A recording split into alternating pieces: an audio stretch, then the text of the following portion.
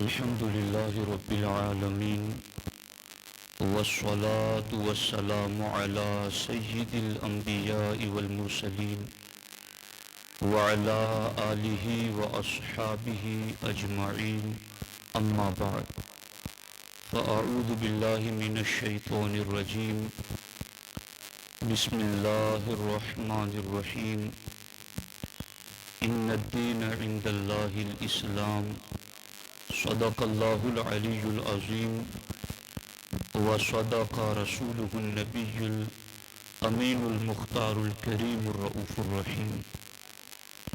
انتہائی احترام و عقیدت کے ساتھ حضور سید المرسلین خاتم الانبیاء شفیع المذنبین رحمت للعالمین خاتم المعصومین راحت العاشقین صلی اللہ تعالی علیہ وآلہ واصحابہ وبارک وسلم کی بارگاہ میں اپنی غلامی کا ثبوت دیں، اور جس طریقے سے میں پڑھا ہوں میرے ساتھ مل کر مرد حضرات بآواز بلند اور خواتین آہستہ آواز میں نذرانۂ محبت پیش کریں۔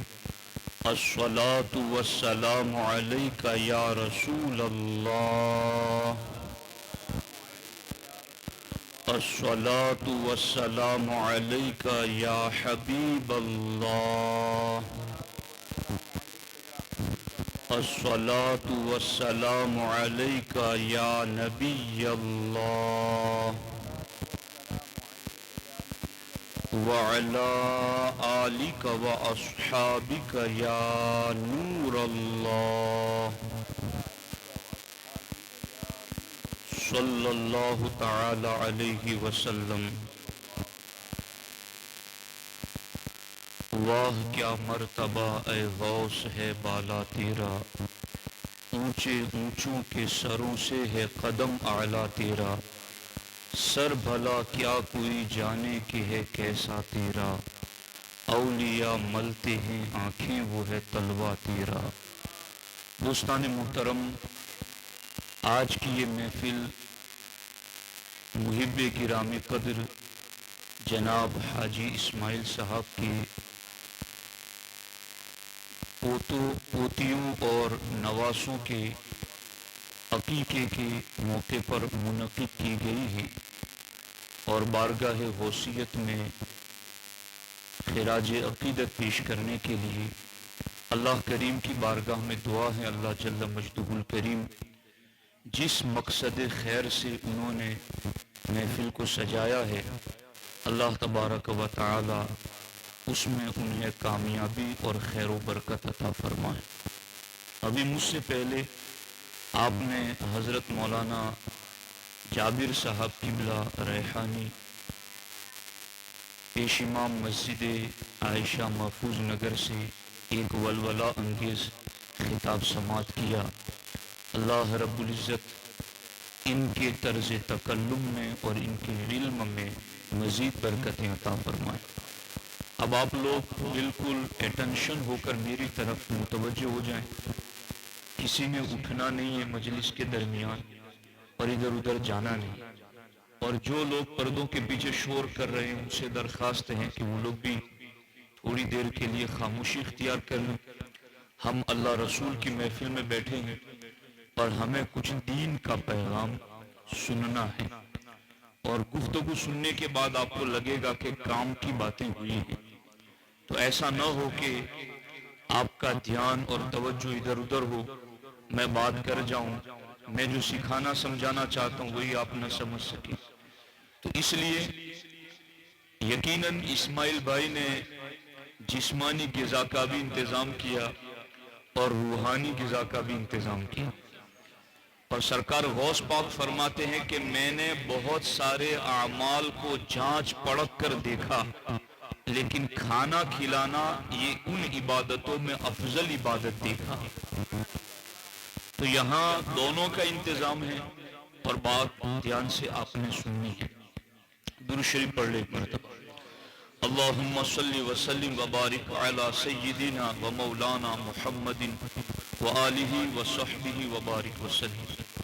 دوستان محترم، ہمارے نبی صلی اللہ علیہ وآلہ وسلم نے ارشاد فرمایا ترکتکم علی ملت بیضاء لیلھا کنہارھا۔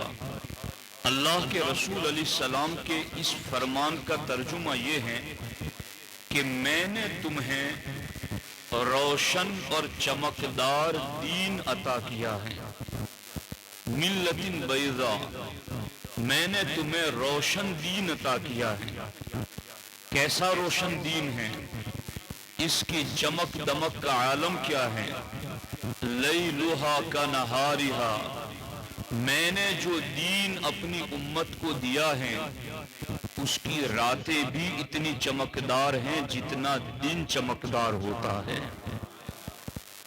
دن نکلنے سے جس طرح دنیا روشن اور منور ہو جاتی ہے، اللہ کے رسول علیہ السلام فرماتے ہیں میں نے جو روشن دین اور مذہب اپنی امت کو دیا ہے تو اس میں کہیں اندھیرا نہیں ہے، اس میں کہیں کوئی ایسی جگہ نہیں کہ میری امت رہنمائی طلب کرے اور میرا دین رہنمائی نہ کرے۔ پیدائش سے لے کر موت تک، بلکہ موت کے بعد اور پیدائش سے پہلے زندگی کی ہر گھڑی، ہر موڑ اور ہر مرحلے پر اسلام اپنے ماننے والوں کی کامل رہنمائی کرتا ہے۔ کوئی ایک جگہ بھی آپ کو ایسی نظر نہیں آئے گی کہ آپ وہاں شریعت سے رہنمائی لیں، شریعت سے ہدایت مانگیں، شریعت سے سوال کریں اور شریعت ایسا کہہ دے کہ نہیں اس کا علم تو نہیں ہے ہمارے پاس۔ ایسا آپ کو ایک جگہ بھی مسلمانوں کے لیے نظر نہیں آئے گا، بلکہ اسلام اپنے ماننے والوں کو موت سے لے کر کے زندگی کی ہر گھڑی، پیدائش سے لے کر موت تک ہر گھڑی میں ایسی رہنمائی عطا کرتا ہے کہ میں رات دن پڑھا کر اس نتیجے پر پہنچا ہوں کہ اگر اسلام ماننے والے مسلمان اسلام کو فالو کرنا شروع کر دیں تو ان کی زندگی کا ہر لمحہ آخرت میں تو کامیابی بن ہی جائے، دنیا میں بھی کامیابی کا ضامن بن جائے۔ اب غور کیجئے کہ یہ بات جو اسلام ہر جگہ رہنمائی دیتا ہے، مگر اس اسلام کے ماننے والے ہم اس اسلام سے رہنمائی لیتے کہاں ہیں؟ یہ تو معاملہ ایسا ہوا کہ جس کے گھر میں صاف، کو تھوڑا کم کر دیں بات سمجھ میں آ جائے، جس کے گھر میں صاف، شفاف، شیریں، میٹھا پانی ہے اور وہ جا کے نالی کا گندا پانی پی رہا ہے، جس کے گھر کے اندر سارا کچھ موجود ہے، جس کے گھر کے اندر قرآن موجود ہے، سنت و شریعت موجود ہے، نبی کی پاکیزہ سیرت موجود ہے، اور پھر سنیوں کے بعض تو ولیوں کی سیرت موجود ہے، صالحین کا نظام موجود ہے، صوفیاء کا عطا کردہ ہمارے پاس سسٹم موجود ہے۔ اگر ہم اپنے دین کو فالو کریں تو ہمارے لیے اسی میں عزت ہے۔ میں ایک بات اکثر کہا کرتا ہوں، آج مسلمان اس بارے میں بہت زیادہ خوف میں بھی مبتلا نظر آتے ہیں کہ کیا ہوگا اور کیا ہوگا۔ یاد رکھنا، ہماری ذلت، ہماری پستی، ہماری رسوائی یہ مسلمان ہونے کی وجہ سے نہیں ہے، بلکہ مسلمان ہوتے ہوئے اسلام پر نہ ہونے کی وجہ سے ہیں۔ ہم ذلیل ہو رہے ہیں، ہم پست اور خوار ہو رہے ہیں، اس کی وجہ یہ نہیں کہ ہم مسلمان ہیں اس لیے ٹارگٹ بنائے جا رہے ہیں، ہم مسلمان ہیں اس لیے ہم پر تشدد ہو رہا ہے، ہم مسلمان ہیں اس لیے حقوق چھیننے کی بات ہو رہی ہے۔ مسلمان ہو کر کے اسلام پر نہ ہونا یہ بنیادی وجہ ہے جس کا قرآن میں بار بار ذکر کیا گیا کہ جب تم اسلام چھوڑ دو گے تو یہ ہوگا، جب تم دین چھوڑ دو گے تو یہ ہوگا، جب تم دین پر عمل کرنے میں ذلت سمجھو گے تو رب تمہیں یوں ذلیل کر دے گا. یہ سارا کچھ جو ہم اپنی آنکھوں سے دیکھ رہے ہیں، خدا کی عزت کی قسم، یہ 1450 سال پہلے قرآن میں جو کچھ لکھا گیا، سنت و شریعت میں جو کچھ بیان کیا گیا، مسلمانوں نے اپنی حالت بدلی تو رب نے ان کا حال بدل دیا. یہ حقیقت میں اسلام پر عمل نہ کرنے کی وجہ سے ہیں.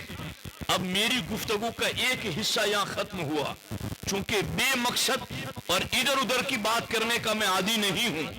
ایک حصہ یہاں ختم ہوا، لیکن اب اس اسلام پر عمل کیسے کریں؟ ہمارے یہاں اسلام کی عطا کردہ رسومات جو ہیں، اسلام کا عطا کردہ طریقہ عمل جو ہیں، اس پر لوگ کتنا عمل کر رہے ہیں. آج آپ دیکھیں گے کہ گود بھرائی کی رسمیں تو ہو رہی ہیں، مگر عقیقے کو لوگ بھول چکے ہیں. اسی طریقے سے شادی کے موقع پر کھلانا تو لوگوں کو یاد ہے، مگر ولیمہ کی سنت لوگ بھول چکے ہیں. اسی طریقے سے داڑھی چہرے پر سجانا، یہ کسی فلمی ایکٹر نے تھوڑی بہت بڑھا لی تو انہوں نے رکھ لی، مگر اپنے نبی کے طریقے کے مطابق ایک مشت داڑھی رکھنا، اس کو لوگوں نے چھوڑ رکھا ہے. اسی طریقے سے لوگوں نے فیشن بنا لیا کہ کھڑے ہو کر پانی پیئے. اس مسلمان کو ایئرپورٹ پر، اس کو ریلوے اسٹیشنوں پر، اس کو اور جگہوں پر بیٹھ کر پانی پینے میں لوگوں کو دیکھتا ہے تو اسے لگتا ہے کہ میں بیٹھ کے پانی پیوں گا تو لوگ مجھے کیا سمجھیں گے. تو یہ ہے ان کی ذلت و رسوائی اور پستی کا سبب کہ اسلام پر عمل کرنے کو اپنے لیے ذلت سمجھ رہے ہیں. اس سے بڑی ان کی ذلت اور کیا ہوگی کہ جس اسلام نے سلامتی دی، جس اسلام نے دین دیا، آج اس اسلام پر عمل کرنے میں ذلت سمجھے اور ان رسومات پر عمل کرے جس کے اندر بھلائی نظر نہیں آتی. اب میں آپ کو مثال کے طور پر ایک بات بتاؤں. گود بھرائی کی رسم، مجھے تو اسلام میں اس رسم کو منانے کا کوئی طریقہ نظر نہیں آیا کہ جس میں کہا گیا کہ گود بھرائی کے موقع پر تم کھلاؤ، خوشیاں مناؤ. اب آپ خود غور کر لیں. میں نے دیکھا، آپ بھی معاشرے میں رہتے، انسانی بستی میں رہتے، دیکھتے ہوں گے.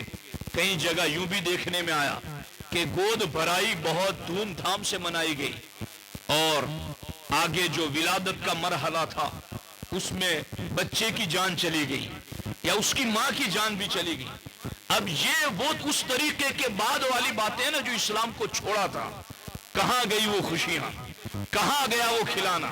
لیکن کتنا بہتر نظام اسلام نے دیا کہ تمہارے گھر بچے کی ولادت ہو جائے، بچہ ہو یا بچی ہو، اب تم 7ویں دن اس خوشی کے اظہار میں عقیقہ کرو اور اپنی اس خوشی میں لوگوں کو شامل کر لو. کتنا بہترین طریقہ ہے، کتنا بہترین نظام ہے. ایک وہ طریقہ جسے بیٹھ کر سنت پڑھنے کے لیے کہا، بیٹھ کر سنت کے مطابق پانی پینے کے لیے کہا گیا. اب آج تو کسی سکھ کی بھی ایک ویڈیو جاری ہے جو لوگ مسلمان اس کو اپنے اسٹیٹس پہ سجا رہے ہیں. مجھے افسوس بہت زیادہ ہوتا ہے کہ جب کوئی مسلمان کہ وہ کوئی موٹیویشن اسپیکر ہیں اس کی سمجھائی ہوئی باتوں کو اسٹیٹس پہ رکھتا ہے، کوئی سکھ ہیں وہ یہ بتا رہا ہے مسلمانوں کو پانی پلاتے ہوئے کہ تم لوگ بیٹھ کے پیو، تمہارے قرآن میں بھی لکھا ہوا ہے، اور مسلمان اس کو اسٹیٹس پہ رکھ کر کے لوگوں کو بتا رہے. افسوس جتا کر کے رو اس بات پر کہ جس سکھ کو اس اسلام کا علم ہے وہ تمہیں بوڑھے ہو کر کے بھی علم حاصل نہ ہو سکا، تم وہ طریقہ بھی نہ سیکھ سکے. اس سے بڑی ذلت اور رسوائی ہماری کیا ہو سکتی ہے؟ لوگ یہ سمجھتے ہیں ہم موٹیویشن اسپیکر کو بلائیں، اس کی بات سنیں تو ہم دنیا میں ترقی کر سکیں، ہمیں طریقے اور راستے ملے. ان لوگوں کو کیا کہا جائے کہ قرآن میں کیا کچھ نہیں ہے، سنت رسول علیہ السلام میں کیا کچھ نہیں ہے. جتنی دھیان سے موٹیویشنل اسپیکر کو سنتے ہو، کاش اتنی دھیان سے تم نے اپنے نبی کو سنا ہوتا، کاش اتنی توجہ سے اپنے نبی کی پاک سیرت کو سنا ہوتا تو یہ ذلت و رسوائی کے دن نہ دیکھنے پڑتے. تو اس لیے یاد رکھو، میں اس پر تمہیں ایک حدیث سناتا ہوں जब बैतुल मुकद्दस फतह हुआ, उस वक्त अमीरुल मोमिनीन उमर इब्न खत्ताब रदी अल्लाह ताला अन्हो ऊंटनी पर सवार होकर, एक ऊंटनी और एक गुलाम दोनों चल पड़े। अबू उबैदा इब्नुल जर्राह ने फतह किया बैतुल मुकद्दस को। वहां अमीरुल मोमिनीन को बुलाया गया। ईसाइयों ने कहा अपने अमीरुल मोमिनीन को बुलाओ, हम उनके हाथ में चाबी देंगे। हजरत उमर को पैगाम पहुंचा, मदीने से निकले। अब कभी ऊंट पर गुलाम सवार होता तो उमर नकील पकड़ के आगे चलते, कभी गुलाम नकील पकड़ के चलता तो फिर उमर सवार हो जाते। और कमाल की बात बताऊं, चूंकि इस्लाम है ना, इसमें सिर्फ इंसान नहीं जानवरों के भी हुकूक हैं। लोग हमें बताते हैं आज कि दरख्त लगाओ, लोग हमें बताते हैं आज परिंदों को दाने डालो। हमारे यहाँ तो परिंदों को दाने डालने में हर दाने पर सदके का सवाब है। हमारे नबी ने तो ये कहा कि तुम मर रहे हो, तुम्हें पता चल जाए कि तुम्हारी आखिरी सांसें चल रही है, और तुम एक दरख्त और एक पौधा लगा सको तो लगा दो, इसलिए कि तुम्हारे मरने के बाद उसके साए में कोई बैठेगा तो भी तुम्हें सवाब मिलेगा, कोई उसका फल खाएगा तो भी तुम्हें सवाब मिलेगा। ये है इस्लाम का कमाल। अब आप गौर करें, कभी हजरत उमर बैठते तो गुलाम चलता सवारी की नकील पकड़कर, कभी गुलाम बैठता तो हजरत उमर चलते। लेकिन एक वक्त ऐसा भी आता कि जानवर को भी तो फ्री रखना था, उसको भी तो हमेशा एक दूसरे के बोझ से, अब ये बैठे या वो बैठे, जानवर पर तो बोझ आना ही आना है। कुछ किलोमीटर तक हजरत उमर बैठते, कुछ किलोमीटर तक गुलाम बैठता, और फिर तीसरी मंजिल वो आती जहां दोनों पैदल चलते और जानवर को फ्री चलाते थे। ये अंदाज था उन फातिहीन और झंडे गाड़ने वालों का कि जिन्होंने बैतुल मुकद्दस पर झंडा गाड़ा था, मगर चलते हुए जानवर का ये भी हक अदा किया था।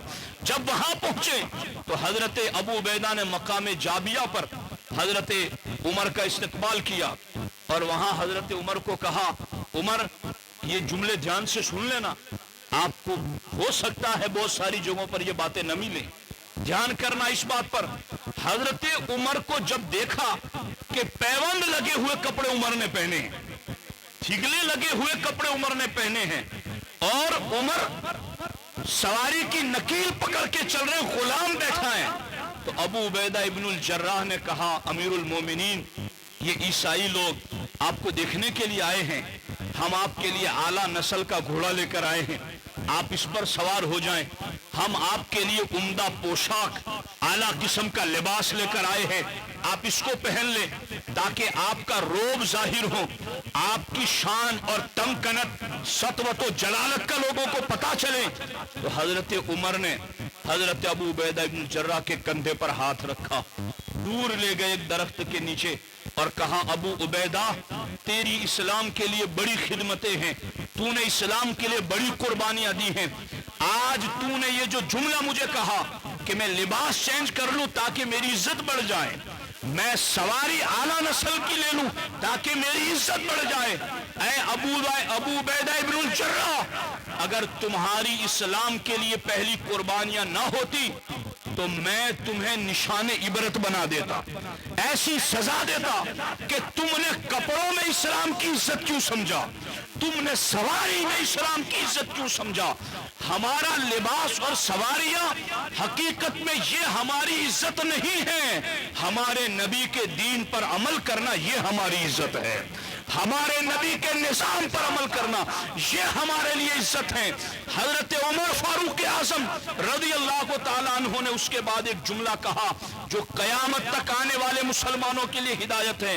हजरत उमर ने कहा, इन्ना कुन्ना अज़ल्ल कौमिन फ़अअज़्ज़नल्लाहु बिल इस्लाम।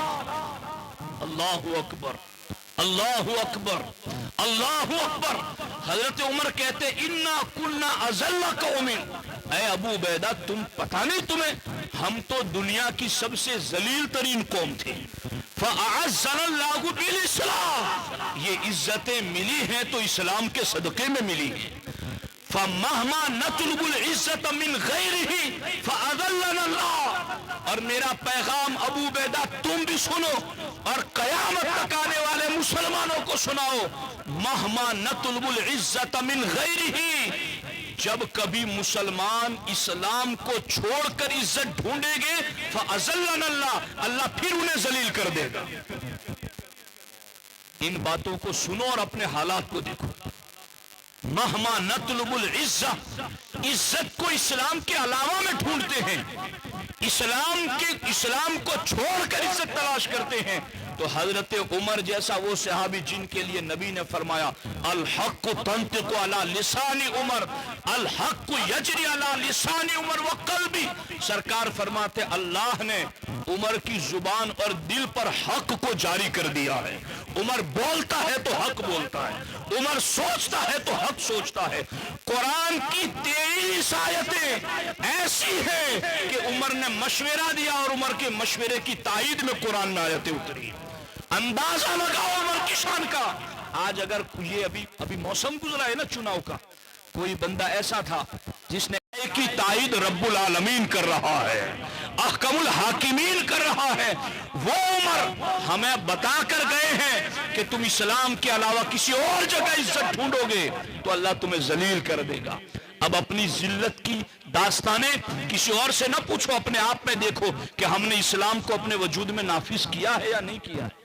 ہمیں اسلامی لباس میں عزت نظر نہیں آتی، ہمیں سر پہ امامہ سجانے میں عزت نظر نہیں آتی، ہمیں چہرے پر داڑھی رکھنے میں عزت نظر نہیں آتی، ہمیں بیٹھ کر سنت کے مطابق پانی پینے میں عزت نظر نہیں آتی، ہمیں کیا کیا کہاں کہاں اسلام میں عزت کو لوگوں نے چھوڑ رکھا ہے۔ تو پھر اللہ رب العزت نے اسی کی سزا کے طور پر ہمیں ذلیل کر دیا ہے۔ تو یہ ایک جو آج طریقہ حاجی اسماعیل صاحب نے اپنایا اور آپ لوگوں کو دعوت دی، میں انہیں مبارکباد پیش کرتا ہوں کہ ایک اسلامی رسم کو انہوں نے اپنایا۔ اور میں اب اس پر بات کرتا ہوں، میری گفتگو کا دوسرا حصہ ختم ہوا، اب تیسرا حصہ میں بات آپ کو یہ سمجھانا چاہتا ہوں۔ عقیقہ بہت فضائل ہے۔ عقیقے میں ذبح کے وقت جو دعا پڑھی جاتی ہے نا، دمہا بدمہ ولحمہا بلحمہ وعظمہا بعظمہ وجلدہا بجلدہ وشعرہا بشعرہ اللہم اجعلہا فداءً۔ کیا ترجمہ اس کا؟ غور کیا کبھی آپ نے؟ اس کا ترجمہ یہ ہے کہ اے اللہ، اس جانور کے گوشت کے بدلے میں جس بچے کی طرف سے عقیقہ ہو رہا ہے اس کے گوشت کو جہنم سے آزاد کر دے۔ اس جانور کی چمڑی کے بدلے میں جس بچے کے نام کا عقیقہ ہو رہا ہے اس کی چمڑی کو جہنم سے آزاد کر دے۔ اس کے خون کے بدلے میں اس کے خون کو جہنم سے آزاد کر دے۔ اس کے بال کے بدلے میں اس کے بال کو جہنم سے آزاد کر دے۔ اے اللہ، ہم نے اس کی طرف سے عقیقہ کیا، اس سراپا جانور کے بدلے میں اس مومن بچے اور بچی کو جہنم سے آزاد کر دے، اور رب آزاد فرما دیتا ہے۔ یہ ہے ہمارے آقا علیہ السلام نے فرمایا۔ اب غور کرنا، حدیث پاک پڑھ رہا ہوں، سرکار دو عالم صلی اللہ علیہ وسلم نے فرمایا کہ تمہارے یہاں بچہ یا بچی پیدا ہوتی ہے، تم اس سے کامل فائدہ تبھی اٹھا سکتے ہو جبکہ تم اس کا عقیقہ کر دو۔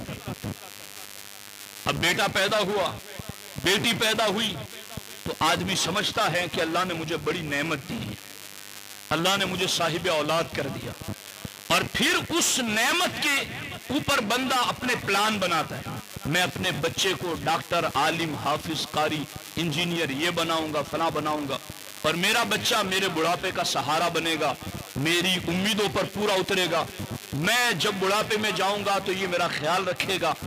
سارا فائدہ بچے سے حاصل کرنا چاہتا ہے باپ۔ ہمارے نبی فرماتے پورا فائدہ تبھی ملے گا جب تم عقیقہ کرو گے۔ پورا فائدہ تمہیں تب ملے گا جب تم عقیقہ کرو گے۔ تو عقیقہ یہ سنت مستحبہ ہے، افضل ہے کرنا، فرض واجب نہیں ہے۔ اگر کسی نے نہیں کیا تو وہ گنہگار نہیں ہوگا، لیکن کرے گا تو ثواب بہت زیادہ پائے گا۔ اور اس کے ثواب کی ایک صورت میں آپ کو بتاؤں، اگر نہیں کیا ہے تو پھر آگے محروم کس بات سے رہے گا؟ آپ نے سنا ہوگا کہ اور حدیث پاک میں کہ مسلمان کے چھوٹے بچے جو نابالغی کی عمر میں انتقال کر جاتے ہیں، قیامت کے دن وہ اپنے والدین کی شفاعت کریں گے. بلکہ حدیث پاک میں نے یہاں تک پڑھا کہ جب چھوٹے چھوٹے بچے قیامت کے دن ان سے کہا جائے گا جاؤ تم بلا حساب جنت چلے جاؤ، وہ جنت کے گیٹ پر پہنچیں گے، فرشتے کہیں گے آ جاؤ جنت. تو وہ نابالغی کی عمر میں دنیا سے انتقال کیے ہوئے بچے جنت میں داخل ہوتے وقت فرشتوں سے پوچھیں گے بتاؤ ہمارے والدین کہاں ہیں؟ کہا وہ تمہارے جیسے نہیں تھے، ان کا حساب باقی ہے، اس لیے وہ میدان محشر میں ہیں، تم بخشے ہوئے ہو اس لیے تم جنت میں چلے جاؤ. حدیث پاک میں یہ ذکر کیا گیا کہ وہ بچے وہاں سے واپس آئیں گے میدان محشر، روئیں گے. ان کی چیخ و پکار سن کر کے اللہ رب العزت فرمائے گا، جبکہ وہ خوب جانتا ہے، فرشتوں سے کہے گا میرے فرشتوں یہ آواز کیسی ہے؟ کہ یا اللہ یہ مسلمانوں کے نابالغی کی عمر میں انتقال کیے ہوئے بچے رو رہے ہیں، اس لیے رو رہے ہیں کہ ان کے والدین ابھی جنت میں نہیں گئے ہیں، تو یہ کہہ رہے ہیں کہ ہم اپنے والدین کے بغیر جنت میں کیسے چلے جائیں؟ اللہ رب العزت فرمائے گا جاؤ ان سے کہو حشر کے میدان میں اپنے والدین کو تلاش کرو اور انہیں بھی اپنے ساتھ بلا حساب جنت میں لے جاؤ.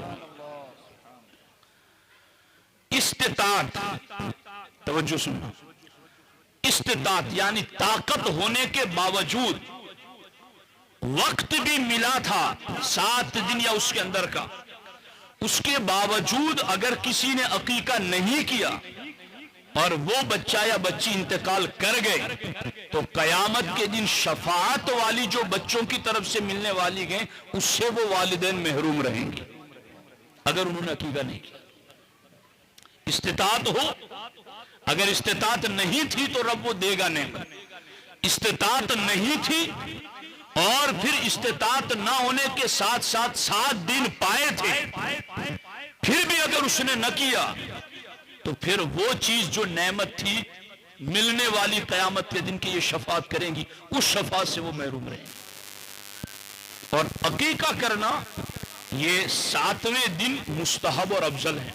پیدائش کے 7ویں دن ہمارے نبی علیہ السلام نے اپنے پاک شہزادوں حسن و حسین دونوں کا 7ویں دن عقیقہ ایک ایک مینڈا ذبح کر کے فرمایا. اور زمانے جاہلیت میں طریقہ یہ تھا کہ زمانے جاہلیت یعنی اسلام سے پہلے، چونکہ اس وقت بھی دین ابراہیمی کی کچھ نہ کچھ رسمیں باقی تھی اور بہت ساری لوگوں نے اپنی مٹا دی تھی، اپنی من گھڑت داخل کر دی تھی. تو اسلام آنے سے پہلے بھی بچے کی پیدائش پر جانور ذبح کر کے خوشی منائی جاتی تھی، مگر اس جانور کا خون بچے کے سر کو مونڈ کر پوت دیا جاتا تھا، خون سر پر. لیکن ہمارے نبی علیہ السلام نے کہا نہیں، اسلام میں یہ نہیں، اسلام میں 7ویں دن عقیقہ کرو اور 7ویں دن بچے یا بچی کے سر پر جو بال ہے اس کو مونڈ کر ان بالوں کے وزن کے برابر چاندی اللہ کی راہ میں صدقہ کرو اور زعفران اس کے سر پر لگاؤ. یہ سنت طریقہ، یہ سرکار کا بتایا ہوا نظام سسٹم ہے، اس کے مطابق تم عمل کرو. اب غور کریں اگر 7ویں دن کوئی نہ کر سکا عقیقہ تو پھر 14ویں دن کریں، 14ویں دن نہ کر سکا 21ویں دن کریں، اور اگر وہ ان دنوں میں نہ کر سکا تو اب وہ زندگی میں جب تک زندہ ہے تب تک کبھی بھی کر سکتا ہے. بس خیال اس بات کا رکھیں کہ وہ 7واں دن ہو. اب آپ کہیں گے کہ وہ 7واں دن کیسے ہوگا، 20 سال ہو گئے، 15 سال ہو گئے، اب 7واں دن کیسے؟ تو جس دن وہ پیدا ہوا جیسے جمعہ کے دن، تو اب پوری زندگی میں جب بھی جمعہ کا دن آئے گا تو جمعہ سے پہلے والا دن اس کے لیے 7واں دن ہوگا. سمجھ آئی؟ یعنی اگر کسی کی ولادت جمعہ کے دن ہوئی تھی، اب 20 سال 25 سال بعد وہ کیسے گنے کہ میرا 7واں دن ہے، میری ولادت کا 7واں دن؟ تو اب اس کے لیے حکم یہ ہے کہ وہ جو 7واں دن ہے اس کو اس طرح سے وہ گن سکتا ہے کہ جو ولادت کا دن تھا جمعہ کا، اب اس سے پہلے والا جو دن ہوگا جمعرات کا دن، وہ اس کے لیے 7واں دن ہوگا، اس دن وہ عقیقہ کرے گا، تب بھی سنت پر عمل ہو جائے گا اور اس کو اجر و ثواب ملے گا۔ تو دوستان محترم، یہ چند ضروری باتیں تھیں جو میں نے آپ کی خدمت میں عرض کی۔ اب میں تو حقیقت میں ابھی جب آ رہا تھا تو میں نے گاڑی چلاتے چلاتے تھوڑا غور و فکر کیا کہ میں نے جا کر کے وہاں بیان کیا کرنا ہے، تو پھر میں نے فتح و رضویہ شریف کی طرف میرا دھیان گیا کہ میں اعلیٰ حضرت کو پڑھ کے سناؤں۔ امام اہل سنت سنیوں کو سننے چاہیے۔ اب یہ ہے فتح و رضویہ شریف، اور فتح و رضویہ شریف کی یہ 24ویں جلد ہے، اور یہ پوری بات تو میں آپ کے سامنے نہ پڑھ سکوں گا چونکہ بات بہت لمبی ہے۔ اس میں اعلیٰ حضرت نے اولاد کے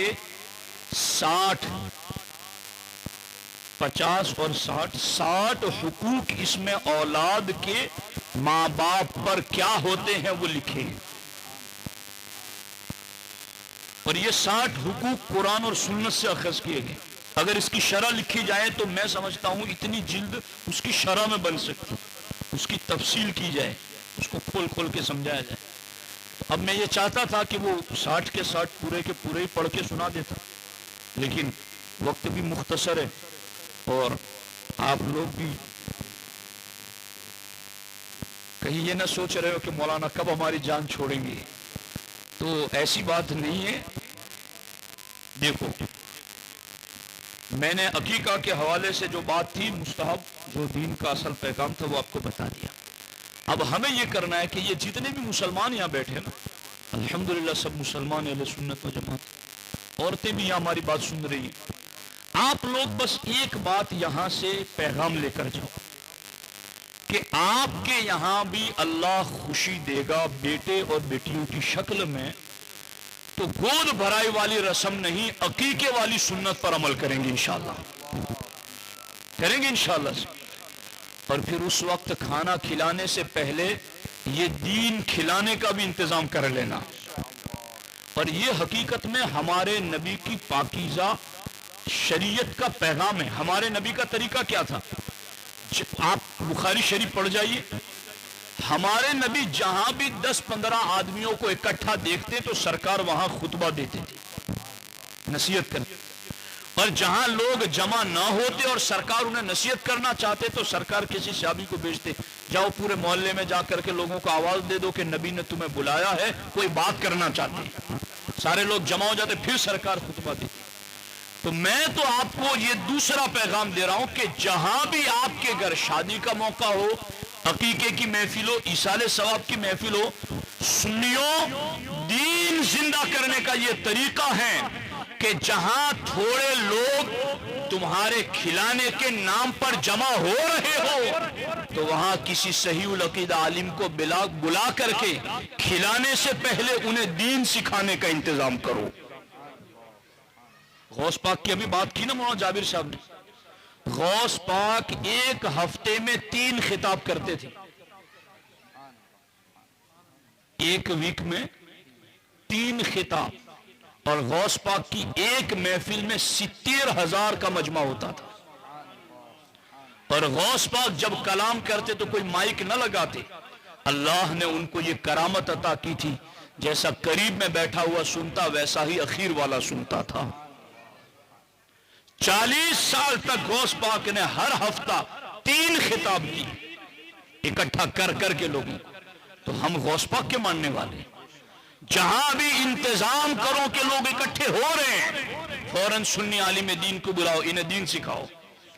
ہم اپنی حلال کمائی کا لقمہ بھی کھلائیں گے اور انہیں اس لقمہ کھلانے سے پہلے دین بھی سکھائیں گے۔ اگر آج آپ نے یہ طریقہ، دوسری بات میری سمجھ لی اور سیکھ لی تو انشاءاللہ اس کے بہت زیادہ فائدے ملیں گے آپ کو۔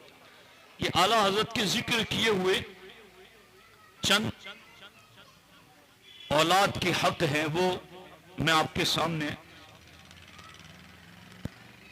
عرض کرتا ہوں۔ اللہ اکبر، ٹھیک ہے نا؟ آپ گھڑی دیکھ رہے ہیں تو پھر میں آپ کو دیکھنا پڑتا مجھے. پہلی بات یہ ہے اعلیٰ حضرت فرماتے ہیں سب سے پہلا حق اولاد کا، سب سے پہلا حق وجود اولاد سے بھی پہلے. اولاد ہوئی نہیں، اولاد ہونے سے پہلے اولاد کا حق. یہ آپ کو دنیا کا کوئی مذہب نہیں سکھائے جو اسلام سکھا رہا ہے. ڈھونڈ لو، ڈھونڈنا ہوتا. یہ موٹیویشنل اسپیکر آپ کو بتائیں گے کہ اولاد کو اتنی عمر ہو جائے یہ سکھا. وہ تو اسلام نے جہاں تک کا کہا ہے ان کی ذہن کا کروڑواں حصہ بھی اس گرد کو بھی نہیں پہنچ سکتا. یہ پہلی بات. سب سے پہلا حق وجود اولاد سے بھی پہلے یہ ہے کہ آدمی اپنا نکاح کسی رذیل قوم سے نہ کرے. اللہ، کیونکہ بری رگ ضرور رنگ لاتی ہے. سن رہے ہو؟ ہاں، بری رگ ضرور رنگ لاتی ہے. اگر اس پر عمل کرتے نا تو لوگ سدھرنا شروع ہو جاتے کہ ہماری بیٹی بیٹا کوئی دے گا نہیں، کوئی لے گا بھی نہیں. اگر سارے عمل کرنا اس پر شروع کر دیتے، وہ ساری عیاشیاں، ساری مکاریاں، سارے گناہوں کے بازار جو گرم کر رکھے ہیں وہ بند ہو جائیں گے. لیکن اب تو لوگوں نے اس کو یہ سمجھا ہے کہ ان کے گھر کریں گے تو ہماری شان بڑھ جائیں گی. وہ گنہگاروں میں اپنی عزت ڈھونڈ رہے ہیں. کتنا الٹ گیا. یعنی ایک طرف اسلام کھڑا ہے، ہم اسلام کے مقابل اپوزیشن میں کھڑے نہیں، اپوزیشن میں بھاگ رہے ہیں. یہ معاملہ ہے. کیونکہ بری رگ ضرور رنگ لاتی ہے. اس پر میں تفصیل میں جاتا تو کئی حدیثیں پڑھتا، لیکن بعد میں اب میں آپ کو بھی دیکھوں گا کہ آپ پھر کب ہمیں بلاتے ہیں. ہمیں پیسہ مطلوب نہیں، ہمیں کوئی چیز، ہم کسی سے کچھ نہیں طلب کرتے کہ کوئی ہمیں دے نہ دے، ہمیں کوئی اس کی پرواہ نہیں. اللہ نے ہمیں بہت کچھ نوازا ہوا ہے، لیکن ہمارا مقصد دین کا پیغام پہنچانا ہے. دوسری بات، دیندار لوگوں میں شادی کریں کہ بچہ نانا و ماموں کی عادات کا بھی اثر پڑتا ہے. بچے پر نانا و ماموں کی عادات کا بھی اثر پڑتا ہے، اس لیے دیندار لوگوں میں شادی کریں. یہ بچہ پیدا ہونے سے پہلے والا حق ہے. تیسری بات، زنگیوں حبشیوں میں قرابت نہ کرے کہ ماں کا سیاہ رنگ بچہ کو بدنما نہ کر دے. کہاں تک کہ اعلیٰ حضرت نے بات کی، یہ بھی حدیث پاک کا مفہوم. چوتھی بات، جماع کی ابتدا بسم اللہ سے کرے ورنہ بچہ میں شیطان شریک ہو جاتا ہے. عورت سے قربت کریں تو بسم اللہ الرحمن الرحیم پہلے پڑھ لیں، ورنہ بچے میں شیطان شریک ہو جاتا ہے. اب یہ بچے کے پیدا ہونے سے پہلے اس کے حق ہے جو اسلام بتا رہا ہے. پانچواں حق، اس وقت یعنی اپنی عورت سے قریب ہوں اس وقت شرم گاہ زن پر نظر نہ کریں کہ بچہ کے اندھے ہونے کا اندیشہ ہے.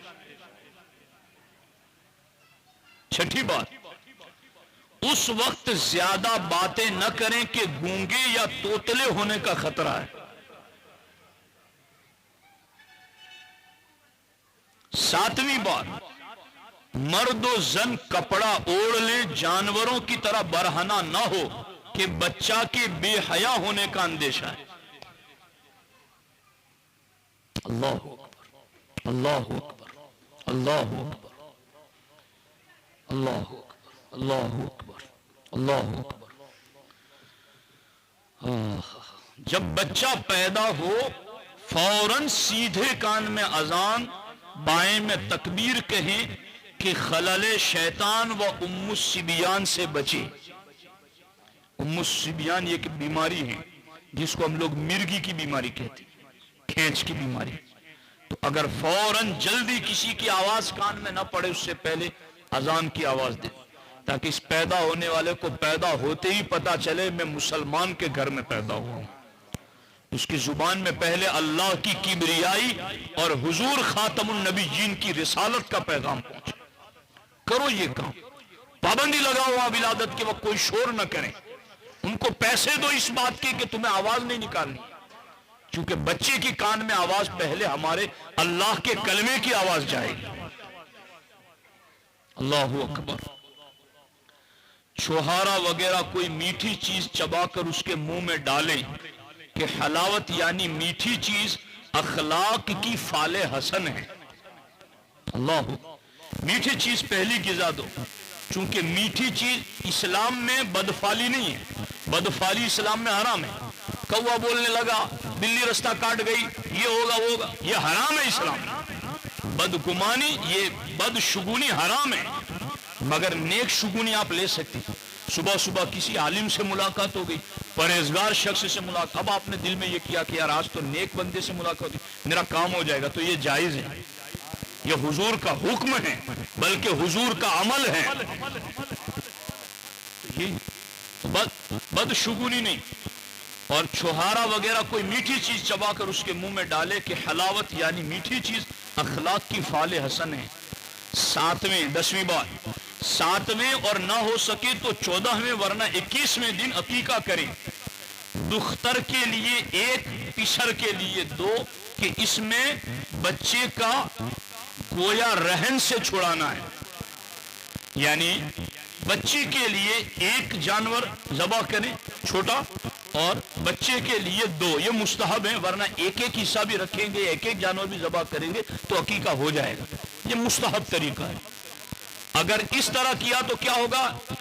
फरमाया गया हदीस पाक में कि गोया तुम्हारा बच्चा गिरवी रखा हुआ था, रहन रखा हुआ था, तुमने अकीका दे दिया तो तुमने रहन से बच्चे को छुड़ा लिया। अल्लाह। 1 रान दाई को दे के बच्चा की तरफ से शुक्राना है। जानवर को ज़बह के उसकी 1 रान दाई को दे दे कि बच्चे की तरफ से शुक्राना है। सर के बाल उतरवाए, बालों के बराबर चांदी तोलकर खैरात करे, सर पर जाफरान लगाए, नाम रखे, यहां तक कि कच्चे बच्चे का भी जो कम दिनों का गिर जाए उसका भी नाम रखे। नाम रखना है। बच्चे का इंतकाल हो जाए, पैदाइश अंदर से इंतकाल होकर पैदा हुआ या बाहर आकर पैदा हुआ, उसका नाम जरूर रखो। कयामत के दिन ये बहुत काम आने वाली बातें हैं। जो वहां नाम रखा हुआ होगा ना तो वो ढूंढते हुए आएगा। हाँ, और इस पर भी मैं अल्लाह की किस नेमत का आपके सामने जिक्र करूं। कुरान की आयत ना, अब ये मैंने 15 बता दिए, फिर कभी 60 बाकी है, 60, ये 15-60 में से मैंने जिक्र किए। कुरान में है यौम नदउ कुल्ल उनासिम बि इमामिहिम, कि कयामत के दिन लोगों को उनके इमाम के साथ बुलाया जाए। तो इमाम का एक माना, एक तो इमाम यानी मुक्तदा, पेशवा, किसकी रहबरी में चलता था उसके साथ, पर एक माना यह है कि इमाम उम्मुन की जमा है, यानी कयामत के दिन लोगों को उनकी माओं के नाम से पुकारा जाए।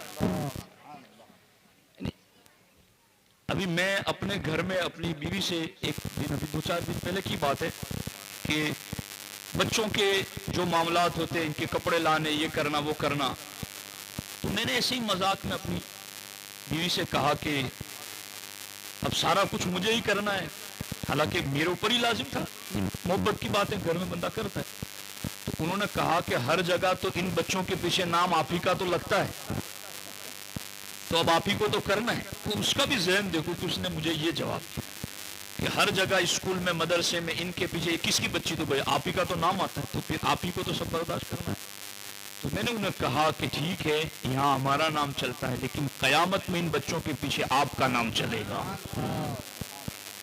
इसमें बहुत हिकमतें हैं जिसको मैं अभी नहीं बोलता, इंशाल्लाह इसको कभी आपके सामने जिक्र करेंगे। तो साथियों, पूरी गुफ्तगू का खुलासा ये निकला कि इस्लाम रोशन दीन है, हर मकाम पर इस्लाम ने रहनुमाई की। हमारी जिल्लत और पस्ती का सबब इस्लाम नहीं बल्कि इस्लाम पर ना होना है, इसलिए अपनी जिंदगी के हर मरहले में इस्लाम पर अमल करो, और जहां कहीं छोटा मोटा फंक्शन रखो तो उसमें इस्लामी तालीम का इंतजाम करो, करोगे इंशाअल्लाह अज़्ज़ व जल। और जितनी भी रस्में इस्लाम ने दी हैं उनको फॉलो करो, बाकी गैर इस्लामी हिंदुआना रस्मों पर हमें अमल करने की कोई ज़रूरत नहीं है। हमारा इस्लाम हमारे लिए दुनिया आखिरत हर मंजिल में काफ़ी है। अल्लाह करीम की बारगाह में दुआ है कि हाजी इस्माइल साहब ने अपने पोतियों की, नवासियों की जो अकीका शरीफ की महफिल रखी है, अल्लाह करीम की बारगाह में दुआ है अल्लाह ताला اس محفل کو قبول فرمائے. آپ لوگوں نے سنا، بہت دھیان سے سنا، مجھے بہت خوشی ہوئی. اللہ آپ کا آنا بھی قبول فرمائے، اور جو کچھ سنایا گیا اللہ تعالیٰ اس پر ہم سب کو عمل کی توفیق عطا فرمائے. السلام علیکم ورحمۃ اللہ وبرکاتہ. صلاۃ والسلام.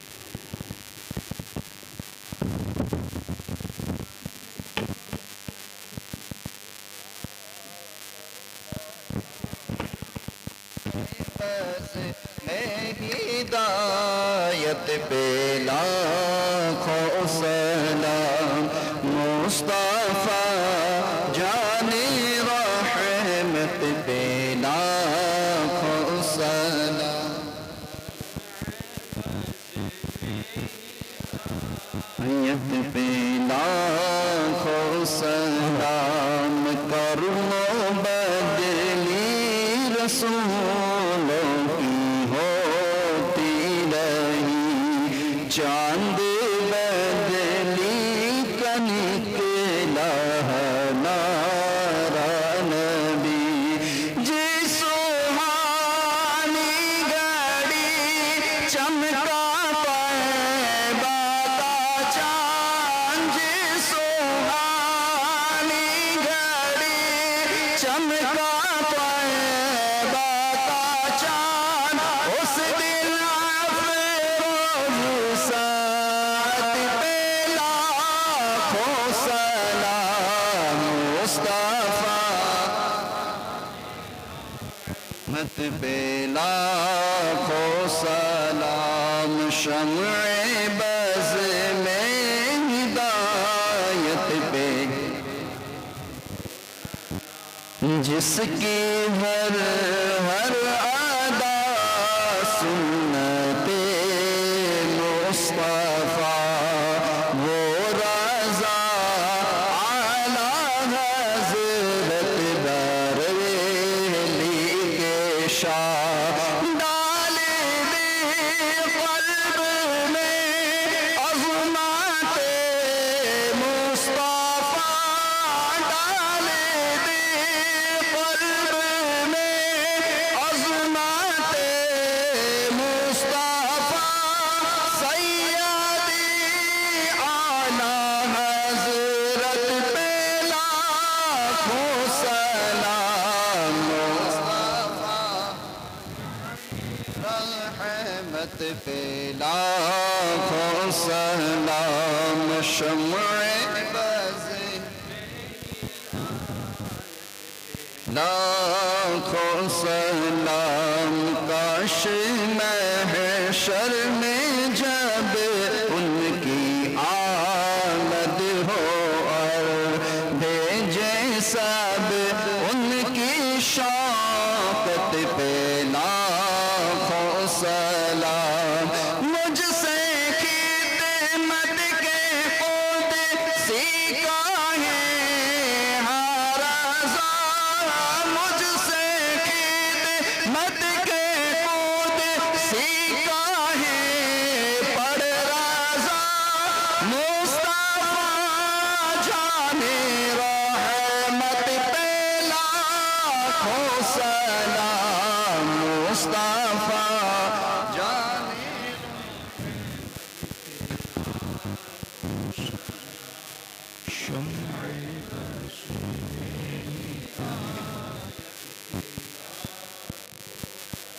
بسم اللہ الرحمن الرحیم. اللہم صلی علی سیدنا و مولانا محمد و آلہ و صحبہ و بارک وسلم. یا اللہ یا رحمان یا رحیم، تیری توفیق سے عقیقے کے موقع پر یہ محفل سجائی گئی. یا اللہ قرآن مجید کی تلاوت ہوئی، نعت و منقبت پڑھی گئی. یا اللہ یا رحمان یا رحیم، درود و سلام کا نذرانہ پیش کیا گیا، نظر و نیاز حاضر ہے. یا اللہ تیرے محبوب کا پیغام سنایا گیا، اس سب کو اپنی بارگاہ کرم میں قبول فرما.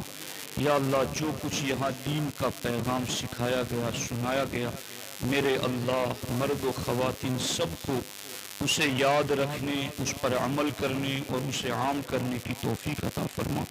یا اللہ یا رحمان یا رحیم، ہمیں اسلامی طور طریقہ اپنانے کی توفیق عطا فرما اور ہمیں اسلام میں اپنی عزت تلاش کرنے کی توفیق عطا فرما.